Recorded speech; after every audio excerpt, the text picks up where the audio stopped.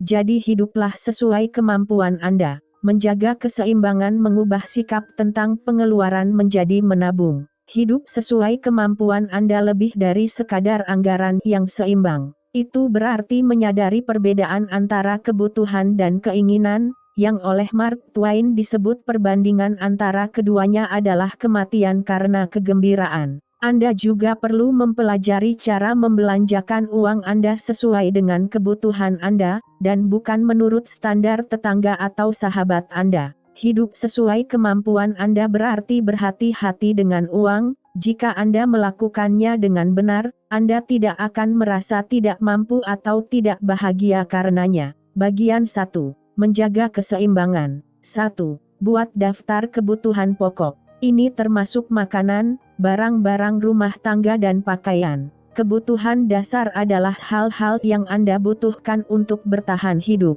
Misalnya makanan, Anda tidak bisa hidup tanpa makanan. Namun, Anda dapat bertahan tanpa menghabiskan ratusan ribu untuk pakaian setiap bulan, bahkan jika Anda tidak menginginkannya. 2. Penilaian pendapatan. Sebaiknya bulanan. Sangat mudah ketika Anda memiliki gaji. Tetapi jika Anda bekerja paruh waktu, menganggur atau memiliki tanggungan, itu bisa menjadi lebih sulit.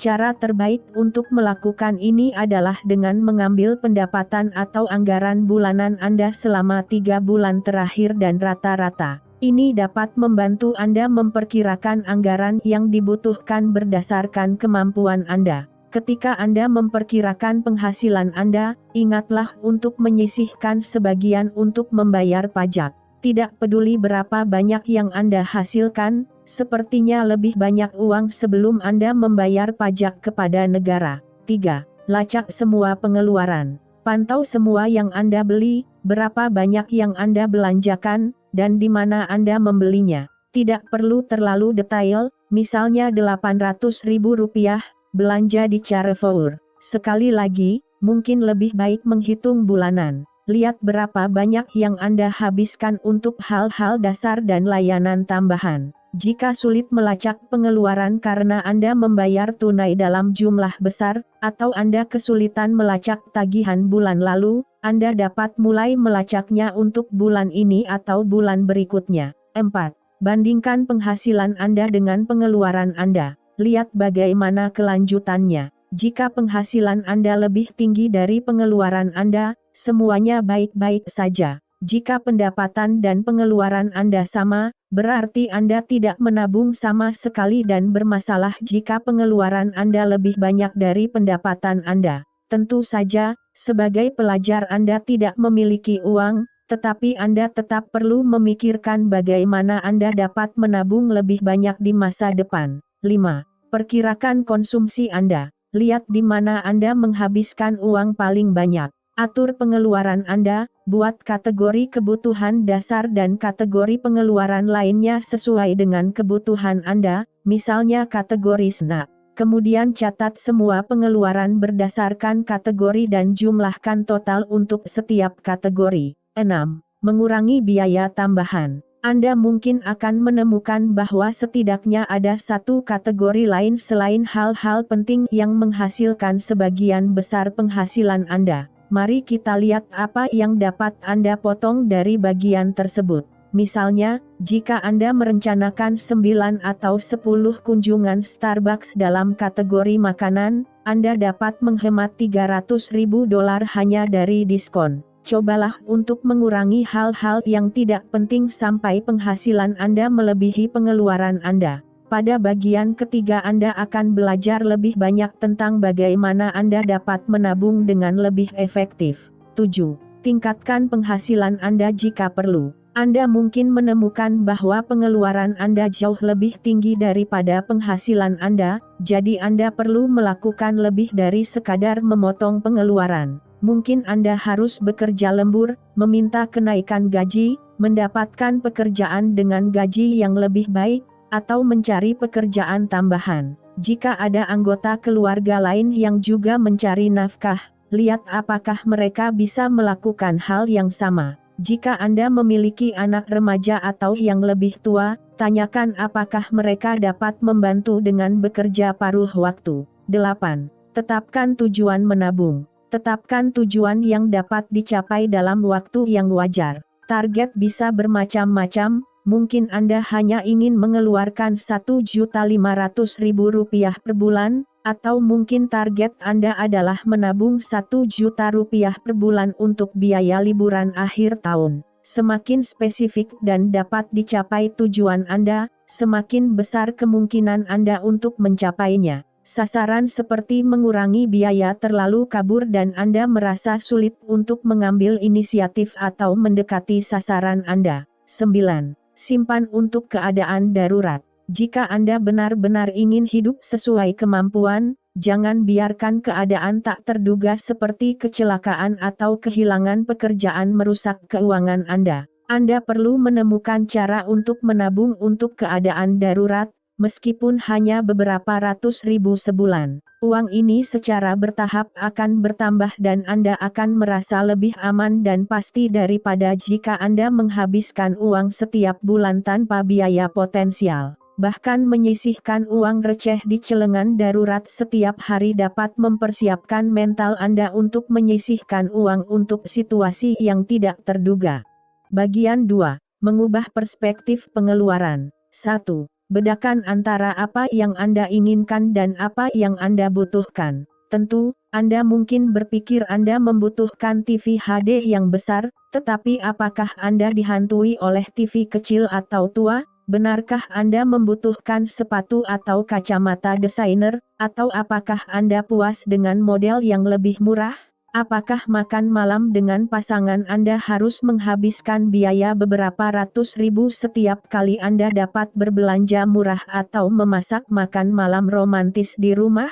Menyadari bahwa Anda tidak benar-benar membutuhkan hal-hal yang menurut Anda lakukan dapat membantu Anda hidup sesuai kemampuan Anda. Menghabiskan uang untuk hal-hal yang tidak perlu sesekali boleh-boleh saja asalkan tidak menjadi kebiasaan. Dan ketika Anda melakukannya, Anda harus menyadari bahwa hidup sama baiknya tanpa hal-hal itu. 2. Jangan mencoba hidup seperti tetangga Anda. Mungkin tetangga Anda baru saja membangun kolam atau merenovasi rumah mereka, tetapi mungkin penghasilan mereka 2 kali lipat dari Anda. Jika Anda selalu berusaha untuk menjadi seperti orang lain, Anda tidak hanya tidak bahagia, tetapi Anda juga akan merasa sulit untuk hidup sesuai kemampuan Anda karena Anda terlalu sibuk mempertahankan citra yang sulit dipertahankan. Tentu, Jans pacar Anda terlihat bagus untuknya. Namun, puaslah dengan kesehatan Anda tanpa iri atau menginginkan hal yang sama.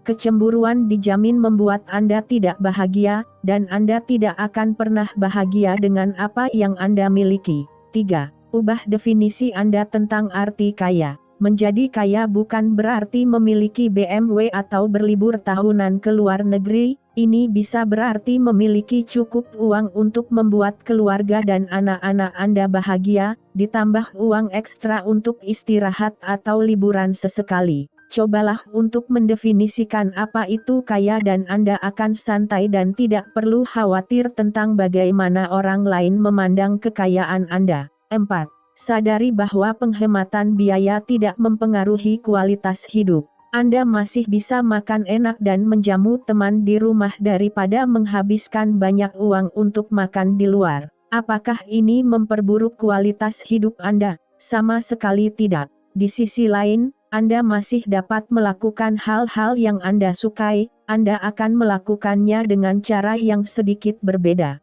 Jangan berpikir bahwa hidup menjadi lebih buruk jika Anda mengambil jalan pintas. Di sisi lain, mengurangi pengeluaran dapat meningkatkan kualitas hidup Anda, karena Anda tidak terlalu memikirkan pengeluaran berlebihan dan lebih santai dalam mengambil keputusan. 5. Berbahagialah dengan apa yang Anda miliki. Jangan selalu berfokus pada apa yang Anda inginkan, mobil baru, pakaian mahal, atau rumah yang lebih besar, tetapi fokuslah pada apa yang Anda miliki. Anda mungkin membenci TV Anda, tetapi Anda sangat menyukai komputer Anda. Anda mungkin menginginkan mantel baru, tetapi lihatlah koleksi sweater Anda. Buatlah daftar hal-hal ini, baik secara fisik maupun lainnya, mungkin istri yang hebat, anak-anak yang cerdas, atau tempat tinggal yang menyenangkan. Menjadi jelas tentang apa yang Anda miliki mengurangi keinginan Anda untuk membelanjakan uang dan mengganti hal-hal yang Anda rasa hilang dalam hidup.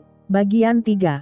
Pendaftaran. 1. Makan di rumah kapanpun Anda bisa. Makan di rumah tidak kalah nikmatnya dengan makan di luar. Saat Anda makan di rumah, Anda bisa memasak dengan lebih baik, lebih memperhatikan apa yang ada di makanan Anda, dan bahkan menciptakan suasana yang lebih intim untuk kencan atau arisan. Selain itu, sangat produktif. Jika salah satu pengeluaran terbesar Anda adalah makan di luar, coba kurangi menjadi 2 kali seminggu, dan coba kurangi hingga Anda merasa nyaman makan di luar seminggu sekali atau setiap 2 minggu. Tentu Anda harus keluar untuk makan dari waktu ke waktu, misalnya untuk berpamitan dengan rekan kerja atau di hari ulang tahun teman. Saat Anda makan di luar, Anda masih bisa sadar akan pengeluaran Anda. Jangan datang dengan perut kosong atau Anda bisa memesan terlalu banyak makanan dan menghabiskan terlalu banyak uang. 2. Tunggu musim diskon. Anda tidak perlu membeli apapun dengan harga penuh. Tunggu diskon atau penawaran, atau bersabarlah, karena tahu apapun itu, akan lebih murah. Anda tidak harus memiliki iPod atau video game terbaru saat dirilis, menunggu beberapa saat hingga harganya turun, atau menunggu hingga Anda dapat menabung untuk membelinya. Tidak ada salahnya membeli barang bekas. Anda bisa menemukan berbagai pakaian menarik di toko cuaca.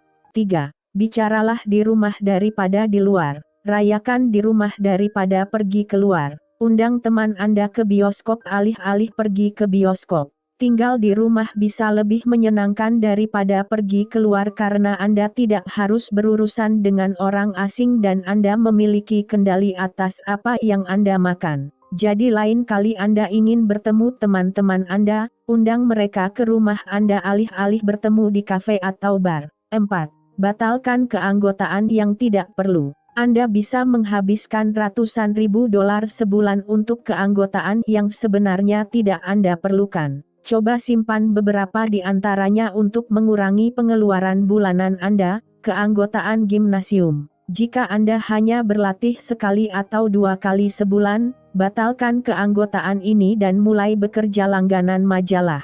Jika Anda hanya membaca 1 atau 2 artikel di majalah bulanan, lebih baik simpan uang Anda dan baca berita di internet. 5. Pinjam kapanpun Anda bisa. Pergi ke perpustakaan untuk meminjam buku alih-alih membelinya. Pinjam DVD teman Anda daripada meminjamkannya. Pinjam pakaian teman alih-alih menghabiskan uang untuk membeli pakaian yang tidak akan Anda pakai lagi. Bagikan tujuan Anda dengan teman Anda sehingga mereka dapat melakukan hal yang sama. Pinjaman itu menyenangkan dan cara yang bagus untuk menghemat uang. 6. Jaga taman. Bertani tidak hanya menyenangkan dan menghibur, dan cara yang terbukti untuk hidup lebih lama, tetapi juga dapat menghemat uang Anda. Alih-alih menghabiskan uang untuk sayuran dan rempah-rempah setiap minggu, investasikan di kebun Anda dan lihat berapa banyak uang yang dapat Anda hemat setiap minggu. 7. Jangan pernah berbelanja tanpa daftar belanja. Ketika Anda pergi ke supermarket atau mall, Anda cenderung membeli secara impulsif dan sembarangan jika Anda hanya berjalan-jalan dan membeli apa yang menurut Anda butuhkan. Jadi sebelum Anda membeli, buat daftar detail dan tetap didaftar sampai Anda melihat sesuatu yang benar-benar Anda butuhkan, tetapi jangan lupa untuk menambahkannya ke dalam daftar. Bahkan jika Anda pergi ke mall untuk membeli 3 barang, menuliskannya di daftar akan membuat Anda lebih sadar bahwa Anda tidak membeli barang lain yang tidak ingin Anda bawa pulang. 8. Tunggu 48 jam sebelum melakukan pembelian besar. Jika Anda melihat mantel baru atau sepasang sepatu bagus di mall atau online, jangan langsung membelinya. Sebaliknya, tunggu 48 jam untuk memikirkannya. Anda mungkin berubah pikiran dan menyadari bahwa Anda tidak benar-benar membutuhkan produk tersebut atau ada alternatif yang lebih murah. Jika Anda telah memikirkannya dan memutuskan bahwa produk tersebut benar-benar diperlukan, Anda akan lebih senang dengan keputusan tersebut.